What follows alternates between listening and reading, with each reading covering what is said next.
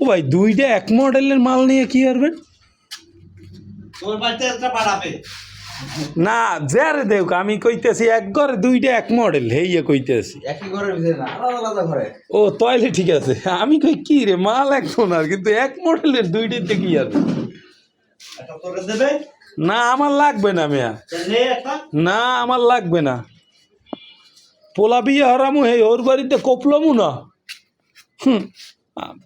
5 লাখ টাকার ফার্নিচার দেবেন হ্যাঁ আবার হেওয়া